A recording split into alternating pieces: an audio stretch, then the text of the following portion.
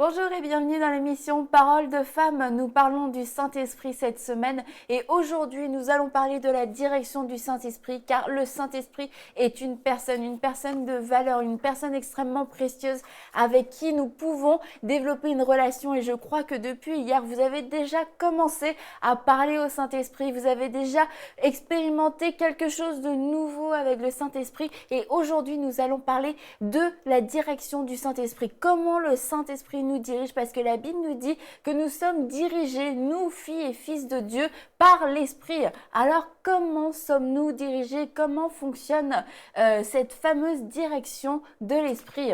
Bon, et comme Mathilde J'ai bu du café avant, je crois. Ok, arrête le café. Eh bien, le Saint-Esprit, c'est pas comme le café. Mais le Saint-Esprit est là pour nous conduire dans toute sa vérité, comme la parole nous dit, et pour avoir sa direction, pour avoir cette relation avec lui, il faut avoir une vie d'obéissance et de lui être soumis. Ça, c'est la première chose à faire pour avoir cette direction. Il faut vraiment que notre vie soit entièrement soumise à décider d'être obéissante en fait. Et quand on donne notre vie à Christ, en fait, il y a le Saint-Esprit qui vient notre esprit est recréé. Et puis, ben, c'est à partir de ce moment-là, quand on décide de se soumettre, eh bien, on peut avoir cette relation avec le Saint-Esprit. Et on sait aussi qu'on peut être rempli complètement du Saint-Esprit, qui est ce fleuve d'eau vive qui coule et coule.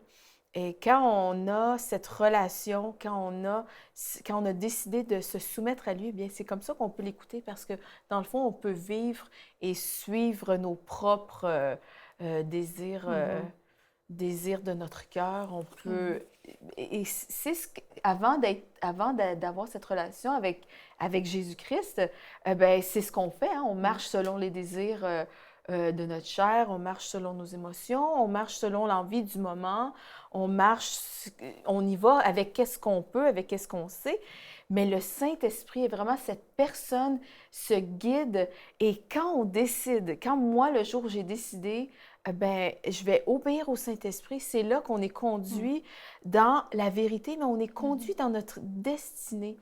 Et vraiment, quand on comprend que Dieu est un bon Père et qu'il nous a laissé son Esprit, qui est le consolateur, qui est celui qui nous fait justice, qui est celui qui est notre guide, et quand on comprend que Dieu est bon, ben, on sait que son Saint-Esprit, s'il nous conduit, si on se soumet à lui, va nous conduire dans qu'est-ce qui est encore mieux que qu'est-ce que nous, on a prévu. Quand tu t'es mariée, ton mari raconte souvent ça. Ouais. Tu lui avais fait promettre, en tout cas c'est ce qu'il dit, hein, Ouais. de jamais quitter le Québec. Et c'est pas vrai. ça qui s'est passé. Ben non, c'est ça. Moi, j'avais pas le désir de quitter le Québec. J'étais bien chez moi. Mais puisque j'ai compris au début de ma vie chrétienne que l'obéissance, vraiment, c'était la clé pour que je sois heureuse, pour que je grandisse spirituellement, pour que je m'épanouisse avec Dieu. Parce que je me suis dit, ben, j'ai compris que Dieu, ses plans étaient meilleurs que les miens. Et après, ben, la vie a passé et on a eu l'opportunité d'aller vivre dans l'Ouest canadien pour que mon mari travaille pour le Miracle Channel, une station télé chrétienne anglophone. Et ben moi, jamais j'avais eu le désir ni la volonté de quitter le Québec. Mais à ce moment-là, je me suis vraiment soumise parce que ben, mon cœur était ouvert à faire la volonté de Dieu. Et c'était malgré moi, malgré tous mes désirs, ça allait à l'encontre de tout ce que j'avais dit toute ma vie. Ça allait à l'encontre de... ben même, je veux dire, ça allait à l'encontre des désirs de ma chair. Et je savais que c'était l'Esprit de Dieu qui nous demandait de faire ça.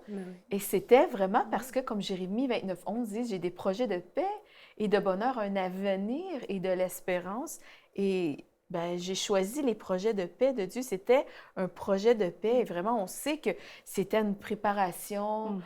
Vraiment, c'était vraiment une formation extraordinaire pour pour notre vie à nous deux.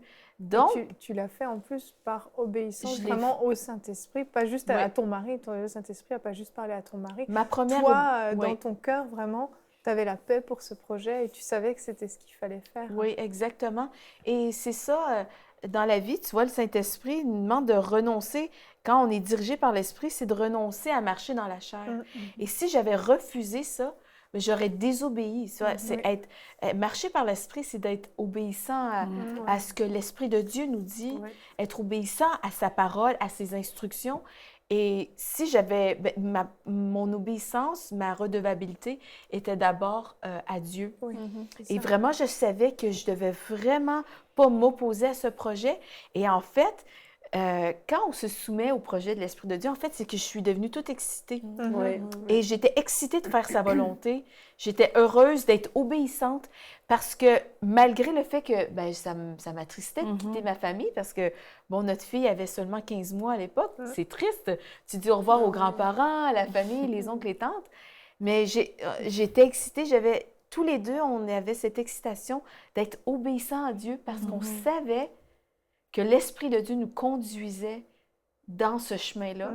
Et on sait vraiment que c'était hyper bénéfique pour nous. Donc, l'obéissance, c'est vraiment une façon de marcher avec l'Esprit de Dieu. C'est de cette façon-là qu'il peut nous parler. Renoncer vraiment à vivre par nos émotions, parce que si dans la vie, si j'avais toujours écouté mes émotions, vous savez, les filles, si on suit nos émotions, on ne se lève pas le matin, on ne fait pas ce qu'on a à faire et on ne serait pas ici. Il y a plein de choses Qui vient de dire c'est clair. Non,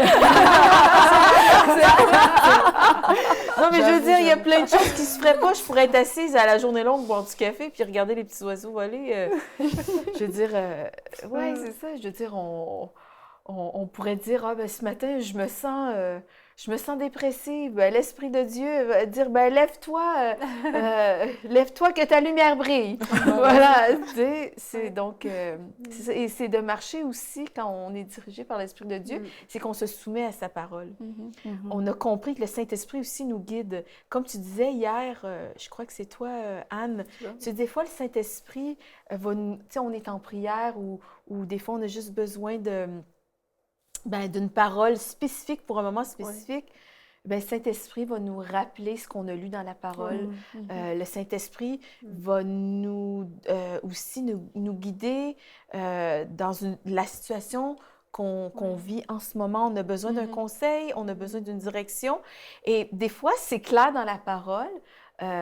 Admettons, c'est certain que ça ne sera pas écrit à quelle université je dois aller, si j'ai besoin de retrouver quelque chose que j'ai perdu, je vais demander au Saint-Esprit. Si j'ai besoin, mais il y a des choses où c'est vraiment spécifique. Dieu est spécifique par rapport à l'obéissance, par rapport à la guérison, par rapport à ses finances, par rapport au mariage, bon, toutes sortes de choses comme ça. Mais il y a des choses que ça ne sera pas dit, des choses de la vie de tous les jours. Donc, on a besoin du Saint-Esprit en tout temps, en tout lieu. Et vraiment, moi, des fois, même, je suis dans mes temps de prière et Saint-Esprit va juste me donner un passage. Et c'est vraiment le passage qui correspond à une pensée que j'ai, à un questionnement que je peux avoir. Et mais je trouve le Saint-Esprit, c'est vraiment... Non, mais sérieusement, les filles, si on n'avait pas le Saint-Esprit, mesdames, messieurs, le Saint-Esprit est notre meilleur ami. Le Saint-Esprit, c'est mon meilleur ami. Donc, moi, je suis reconnaissante pour ce guide parce que à qui irions-nous? Il avait dit, tu as les paroles de la vie. Et le Saint-Esprit, c'est vraiment la vie de Dieu en nous. Et c'est ce témoin intérieur qui nous parle, qui nous guide. Mais vraiment, l'obéissance, c'est la clé, la soumission à ce qu'il nous dit. C'est vraiment la clé pour une vie heureuse, une vie de bonheur, une vie de réussite, une vie... il ne faut pas chercher plus loin. Hein. Il ne faut pas chercher plus loin parce que des fois, les gens disent « Ouais, ben moi, je ne l'entends pas, la voix de Dieu, je ne sais pas quoi faire. » Le Saint-Esprit, et là, il va nous le dire. C'est clair. Voilà. Et pour en revenir à ce que tu disais, dès ce témoin intérieur qui va nous dire de faire telle ou telle chose. On peut lire dans Acte 16, ayant été empêché par le Saint-Esprit d'aller en Phrygie et Galatie. Mais ça nous montre, c'est pas l'histoire de la c'est Phrygie et Galatie, c'est pas l'histoire des endroits parce que c'est pas notre. Aujourd'hui, on se pose pas la question si on doit aller là-bas, mais c'est pour nous montrer que le Saint-Esprit peut empêcher, peut mettre un frein à certaines de nos décisions qui sont pas forcément des mauvaises décisions. Et comme tu disais, bah toi, la manière dont tu envisageais les choses de manière humaine et logique, c'était de rester au Québec parce que tu aimais le Québec, tu n'avais aucun désir d'aller ailleurs. Mais toi, poussé par le Saint-Esprit, tu es parti en Alberta et nous-mêmes, poussés par le Saint-Esprit, on a déménagé, on a tous déménagé, on est tous, sauf toi, maintenant tu es revenu, mais toutes, on est hors de notre pays natal et on ne l'a pas fait parce qu'on avait un désir de le faire, parce que c'était notre rêve de partir un jour ou je ne sais pas, c'était pas un plan de vie. C'était vraiment poussé par le Saint-Esprit et autant on peut être poussé à faire quelque chose, autant aussi on peut être freiné à faire quelque chose et pour des directives qui vont être très personnelles. Tu as dit, les choses spécifiques à nos vies ne sont pas écrites noir sur blanc dans la Bible et c'est dans ces moments-là aussi qu'on doit apprendre à compter et à écouter la voix du Saint-Esprit pour pouvoir nous diriger, parce que je suis sûre que vous avez tous des témoignages où le Saint-Esprit vous a parlé, ça vous a protégé ou ça vous a propulsé de l'avant. Partagez vos témoignages, madame. Qui se lance. Ça fait 4 ans, mais c'est vraiment quelque chose pour montrer que c'est vraiment aussi un dialogue. C'est pas juste. Ça peut prendre plusieurs formes quand l'Esprit nous parle. Vraiment, ça peut vraiment juste une conviction ou ça peut être vraiment un dialogue. Et je me souviens, ça fait 4 ans.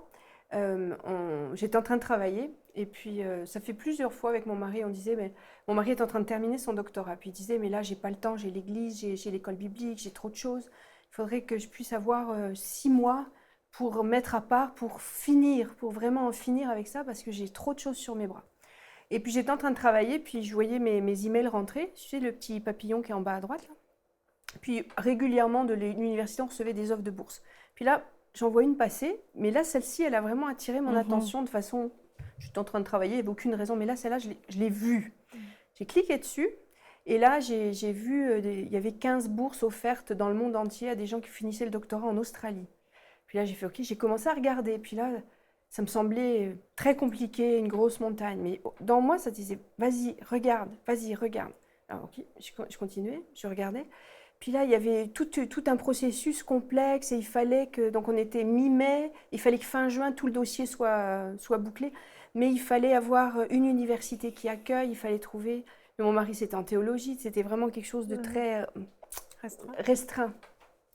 Mais là, alors non, mais là, moi c'est trop. Là, alors je me suis mise à genoux, puis là j'ai commencé à prier. J'ai dit, ben là Seigneur, je veux bien, là, moi, continuer à chercher, mais je ne sais pas où me taper, je ne sais pas où aller. Et il fallait trouver une université qui avait le programme. Et il y en avait des tonnes d'universités avec des tonnes de facultés, des dizaines et des dizaines de programmes. Puis là, il y a vraiment une... Mais je l'ai entendu en moi, ça a dit, mais vas-y par élimination. Ok. Alors, je suis retournée à mon ordinateur, puis là, j'ai commencé à taper université, ensuite faculté de théologie, ensuite doctorat, et tout. Puis il en est resté 2. Ah, bon, bah déjà.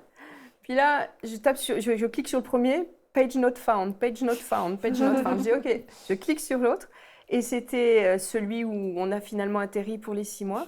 Et ensuite, c'était carrément un tapis rouge qui s'est déroulé. C'était vraiment, tout s'est enclenché.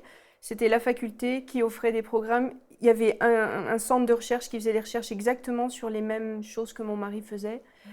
Je crois dans la semaine, on a écrit au gars, au responsable du programme. Il a dit « Mais oui, bien sûr, venez !» Enfin, je veux dire, c'était quasiment... Genre, il vous attendait. Il nous attendait, c'était fou. Puis il y a eu comme ça tout un tas d'obstacles qui se sont abattus les uns après les autres.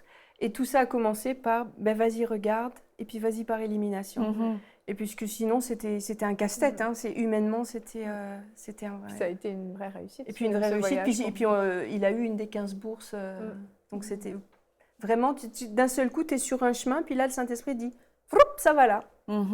C'était pas ni prémédité, ni calculé, ni humainement... Mais c'est ça qui est merveilleux avec le Saint-Esprit, c'est que ses pensées sont au-dessus des nôtres. Ouais. ça fait il va nous conduire dans des choses que nous, on n'aurait Ben non, jamais pas- fait de ben non. nous-mêmes.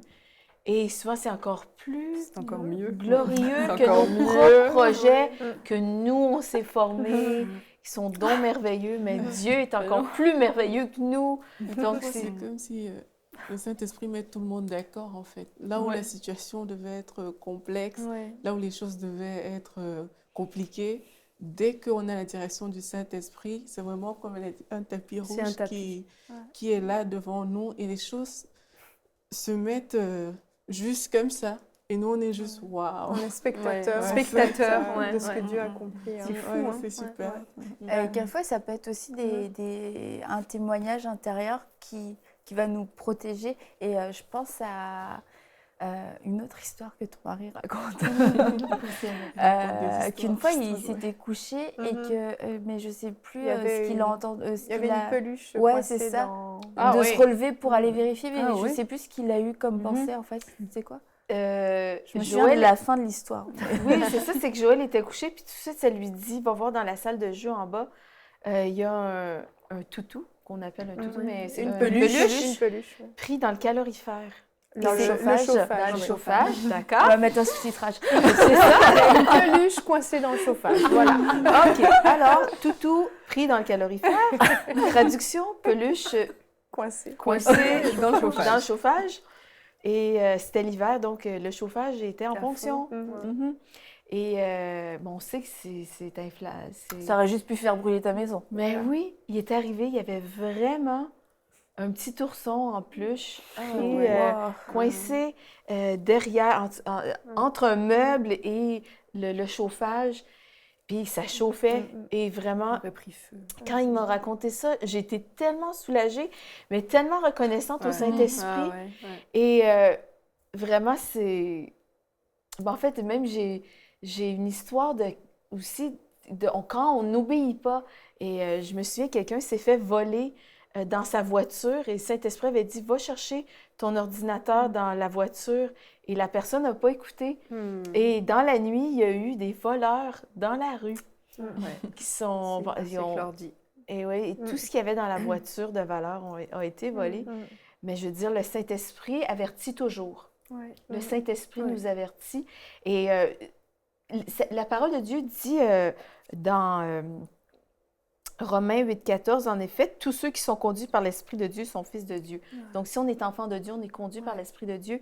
Et souvent, ce que mon mari enseigne souvent, c'est vraiment on est conduit par la paix ou l'absence de la paix. Et ça, vraiment, c'est une très grande chose dans notre vie. Quand on n'a pas de réponse, lorsqu'on n'a pas de parole nécessairement spécifique, eh bien, l'Esprit de Dieu, c'est notre témoin intérieur qui nous donne le feu rouge ou le feu vert concernant une direction à prendre, une décision à prendre. Et vraiment, ça, c'est super important d'être... quand on est connecté, quand on prend le temps d'écouter, quand on prend le temps de se poser, de s'arrêter et d'arrêter le tourbillon, se dire, OK, est-ce que... Et quand on a l'habitude aussi, ça vient qu'on est extrêmement sensible à cet esprit. Plus on est impliqué émotionnellement, plus c'est difficile, je trouve. Hein, quand on a toutes nos émotions qui vont dans tous les sens et qu'on a nos propres désirs en plus qui viennent se mêler à tout ça. Et je trouve que c'est là que ça devient difficile d'entendre la voix du Saint-Esprit ou de notre esprit aussi. Hein. C'est là que ça devient plus difficile justement de discerner quelle est la volonté de Dieu dans telle ou telle situation. Puis notre raisonnement, notre soi-disant bon sens vient souvent s'opposer à la voix du Saint-Esprit. Hein. Et puis je pense, comme tu dis, c'est nos émotions. Elles viennent troubler. Sont mélangées, Ça fait comme ça crée comme un brouillard. Exactement. Et ça nous empêche de voir clair. Et ce même Saint-Esprit-là qui nous donne le feu vert ou qui nous dit stop et nous met un feu rouge, et celui qui nous avertit et celui qui nous protège du danger. Il y a une histoire que je vais toujours me rappeler. C'est arrivé à mon mari. Il s'en allait au travail et l'Esprit de Dieu lui a dit, paf, prends une autre route. Et il a écouté, il a tout de suite pris la bretelle, puis il ne passait jamais par là. Et en passant sur la bretelle, il s'est retrouvé sur le pont au-dessus de la route où il devait se retrouver. Et à ce moment même, là, il a vu un accident qui s'est produit. et c'était lui qui aurait été coincé dans cet accident. Et moi, suite à ça, vraiment, ça m'a conscientisé encore plus davantage. Non, mais vraiment être hyper attentive. Et quand je conduis, souvent, Saint-Esprit va me dire... prends cette route-là, ou moi, je vais lui demander quel chemin je prends aujourd'hui. Et l'Esprit de Dieu me le dit. Et en fait, il y a bien des choses qu'on ne saura pas ce qu'on a évité. On ne sait pas. On ne sait pas. Des fois, on le sait. L'écouter, même si on n'est pas sûr à 100% que c'est lui qui nous l'a dit, vaut mieux l'écouter. Et c'est ça, parfois, on ne sait pas ce qui aurait pu nous arriver. Oui, exactement. Souvent, c'est juste une petite pensée. Exactement. C'est vraiment, c'est furtif. Mais bon, c'est ça. Bon, on peut l'écouter, on n'a pas grand-chose à perdre. Et puis, il y a vraiment beaucoup de témoignages par rapport aux voitures, aux accidents. Éviter. Juste, j'ai entendu... une voix, quelque chose à l'intérieur m'a dit va là, va là. Moi-même, ça m'est arrivé une fois, mets-toi sur cette voie-là, j'ai donné un coup de volant et là, une voiture est arrivée en face. Elle était en tort, je tiens à le préciser, d'accord. Mais c'était vraiment furtif, ça n'a pas été je sais pas, et là le ciel s'est ouvert. C'est festif, puis c'est impératif aussi. Et puis quand la Bible nous dit ils ont été empêchés par le Saint-Esprit, je pense que c'était juste leur témoignage intérieur qui leur disait. Et puis après, ayant été empêchés par le Saint-Esprit, ça continue un peu plus loin. Et Paul, après, a reçu une vision pour aller en Macédoine. Et aussi, il y a des dons spirituels. On a tous entendu déjà des témoignages. Mais j'ai reçu une prophétie et je suis partie. Et comme tu le disais, toi, tu n'es pas partie parce que tu as reçu une prophétie. C'est vraiment l'Esprit de Dieu en toi qui a attesté que c'était la vérité et que c'était la bonne chose. Et puis, quelquefois, les dons spirituels, et on croit dans les dons spirituels parfaitement, mais... être dirigé par l'esprit, c'est pas un truc bizarre que quelqu'un dit quelque chose sur toi ou toi tu te lèves un matin puis tu changes complètement de direction dans ta vie. C'est le danger un petit peu, c'est l'excès en fait. Parce que les dons spirituels, comme tu dis, c'est biblique, la prophétie c'est biblique, les songes, les visions, tout ça ce sont des choses bibliques, mais on n'est pas conduit par ces choses. La prophétie, les dons spirituels, les visions, les songes, ça va venir confirmer des choses qu'on a en nous.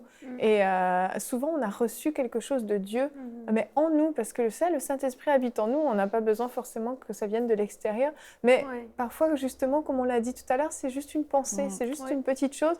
On a parfois besoin de confirmation, et Dieu est vraiment bon, et parfois, il peut nous confirmer des choses, même à répétition, justement, par des prophéties, par des songes, jusqu'à ce qu'on finisse par se soumettre par la chimie. Oui, c'est ça. Mais Dieu est vraiment bon, il va prendre le temps de nous confirmer ces choses, et c'est à ça que servent justement ces merveilleux dons qui ont été donnés. Et une chose qui est très importante aussi, c'est que c'est toujours en accord avec la parole de Dieu, et l'excès est souvent là. Si on voit qu'on reçoit une prophétie ou qu'on pense avoir reçu un songe ou une vision, et qu'au final, on réalise que ce n'est pas du tout en accord avec la parole de Dieu. Une fois, je m'en souviens, un mail, une femme qui voulait partir faire une école biblique. Oui, c'était une femme qui était mère de 3 enfants, si je me souviens bien, mariée, tout ça, elle était en Afrique. Et en fait, elle avait reçu une prophétie lui disant qu'elle devait partir aux États-Unis, je ne sais plus où, faire une école biblique, abandonner ses enfants, son mari et partir. Et ce n'était pas l'affaire de 1 ou 2 mois, hein, c'était pour plusieurs années. Elle demandait qu'on prie pour qu'elle obtienne son visa. Et sincèrement, on peut se poser la question jusqu'où Dieu est dans le coup pour qu'elle décide de quitter ses enfants, son mari pendant sur une prophétie. Sur une prophétie. Et c'est là où il faut vraiment être sage et puis demander vraiment à Dieu de nous parler à nous spécifiquement. Parce qu'on sait, hein, on prophétise en partie et parfois un prophète peut recevoir quelque chose nous concernant, mais il peut y avoir aussi des choses humaines qui viennent se mélanger dans cette prophétie. Donc moi, personnellement, quand je reçois une prophétie, je prends vraiment du recul, je la reçois, mais je n'ouvre pas mon cœur grand à cette prophétie et je reçois parce que parfois ça peut nous bouleverser si on a le cœur trop ouvert.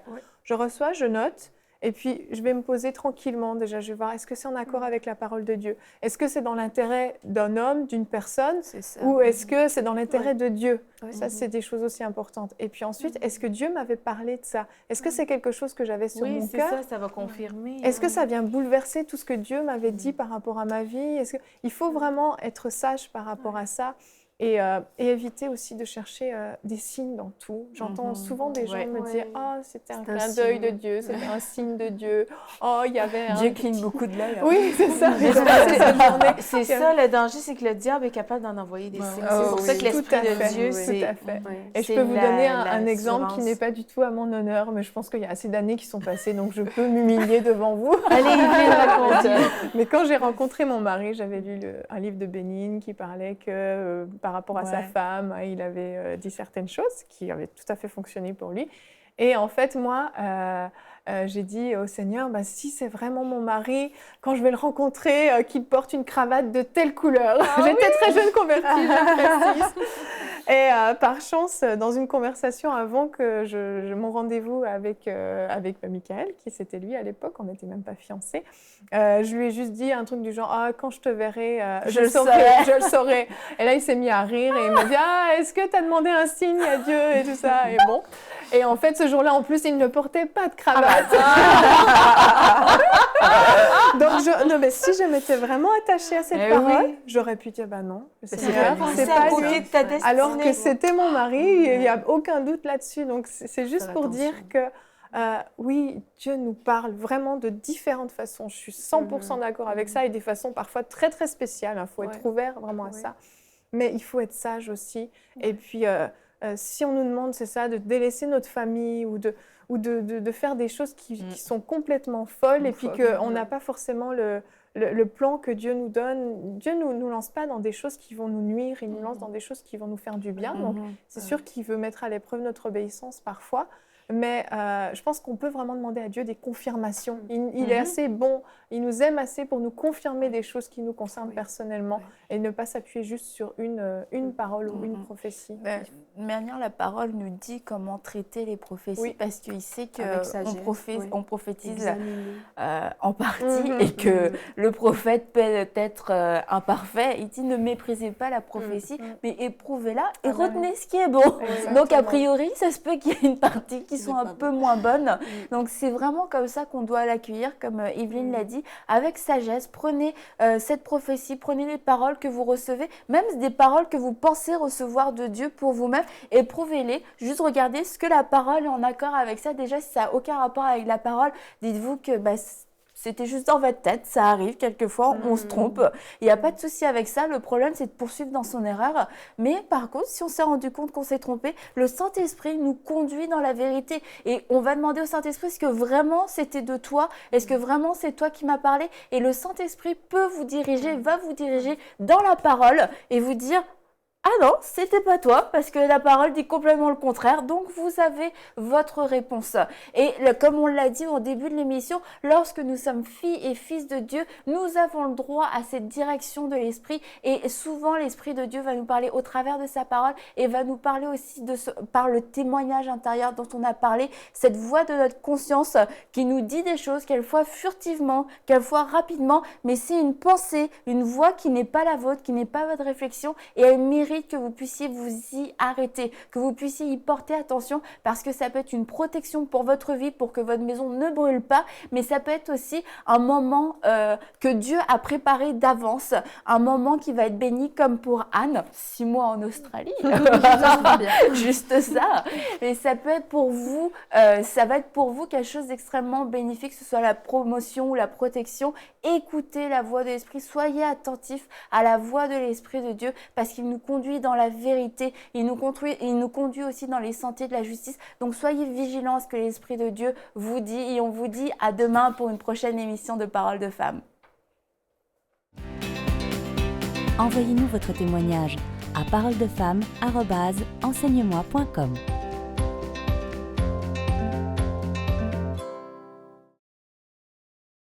Cette émission est rendue possible grâce au précieux soutien des partenaires d'Enseigne-moi Canal International. Retrouvez tous nos programmes sur enseigne-moi.com.